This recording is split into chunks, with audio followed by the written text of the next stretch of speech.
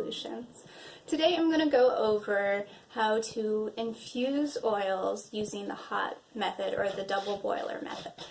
Let's get to it. So here's everything that you need. You need a pot of water if you don't already have a double boiler. And then I use this right here and I just put it on top and the water steams it and then it'll heat the bowl. You'll need whatever herb you're going to use. Today I'm going to be using poplar buds.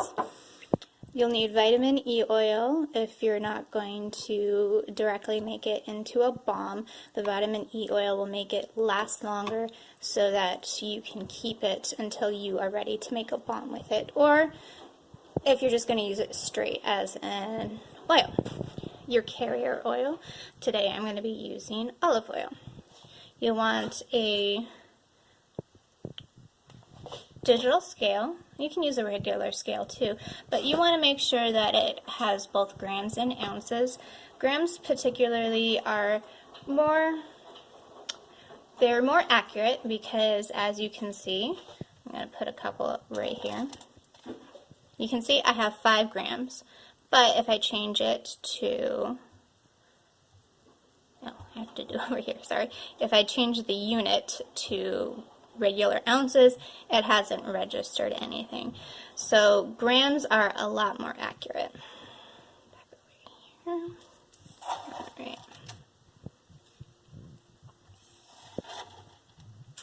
Anyways, you'll need something to stir with. I like to use a silicone one because it won't melt and it won't damage anything. I use this to measure the amount of vitamin E oil, and then a measuring cup to make sure that you have the right amount of oil per grams of herbs. And then I'm going to need to strain it also. I have a mesh strainer to strain it afterwards, and to give it an extra layer I have these reusable cloths, and I just go like that and I pour it in. Ta-da! Alright, so I'm going to turn this on. One thing that's really important is when you are doing the double boiler method, make sure that you have enough water. Otherwise you will run out and you can burn not only the pot, and you can burn the bowl as well as the oil. And that is the reason for using the double boiler method, is so that you don't burn the oil. Alright. Once that heats up, I'll add the oil and the herbs. So I have measured out how much oil I'm going to use, so based on that, because this is the container that I'm going to be using, so based on that, I have 4 cups. So I am going to use 4 ounces, or 4 times 3 is about 120 grams. So I'm going to use 120 grams worth of poplar buds. Okay, so you can hear that this is boiling. I'm going to bring it down so that it goes to simmer, and we just keep lightly steaming. I've measured out my poplar buds, and I've measured out my oil, so I'm going to go ahead and pour the oil in.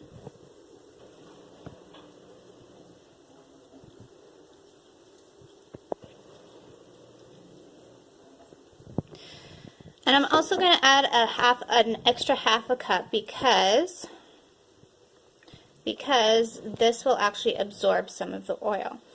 So I'm going to do that later, but before I add this, I'm going to just crush it up just a little bit. It's pretty oily anyways, but there are some herbs where you have to like really crush it. And later you'll see that I have a lovely masher to get the excess oil out of these, to get as much infused oil. You'll see that later. Okay, so here we go. We've got it steaming just a little bit. Now, if you happen to have a candy thermometer, which at the moment I don't, so I test it on my skin. If it's just slightly too hot, I know that that is an acceptable an acceptable temperature. And to keep the oil from burning, you just stir and stir and stir and stir. So I've added all of this, I've crushed it what I could. Now when you are preparing herbs, if you are going to infuse the oil straight after picking the herbs, you'll actually want to wait 12 to 24 hours. And if you're like me and you freeze your herbs, there are some herbs that you can and some herbs that you can't. The poplar bud is one that you can freeze.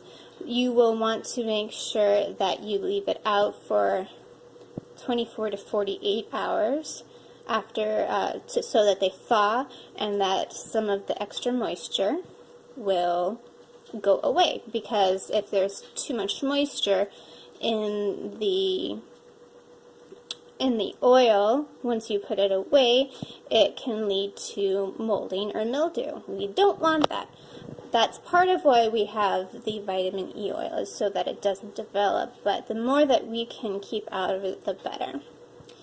It also, if you're going to make a balm out of it once you're done infusing it, it also helps with the consistency, as water and oil/beeswax don't mix, so it will help greatly with the consistency of your balm. So now I will be doing this for about 2 hours.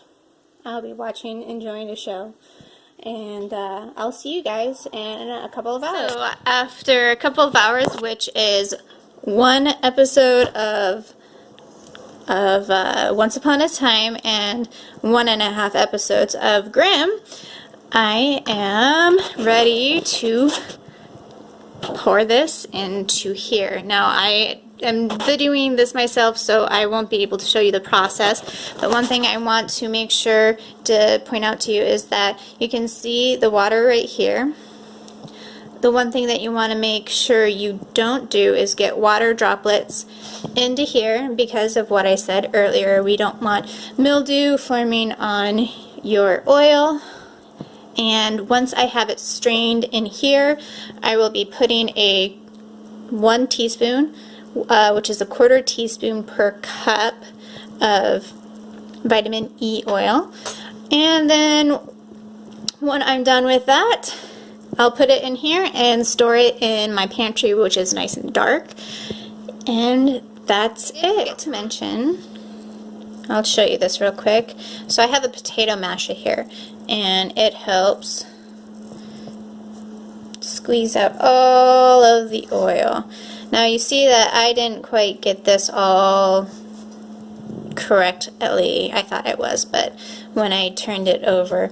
But it should be fine, because the poplar buds don't have as much small particles to get in, and I can see that it's pretty clear, so that's fine for this purposes. But if I were doing something that had, like, if I was using a powdered root, for instance, I would want to make sure that it was very, very fine and covered for what I'm using to strain this. But anyways, a potato masher is excellent for pre-mashing them as well, pre-mashing any herbs. And then when I'm done, I will kind of ball it all up and very carefully squeeze it, because it is still hot. But it shouldn't be too hot to burn your skin, but it'll still be uncomfortably hot. Anyways, again, I hope you enjoyed the video. I hope it was helpful. Hit like and subscribe, and have a good day.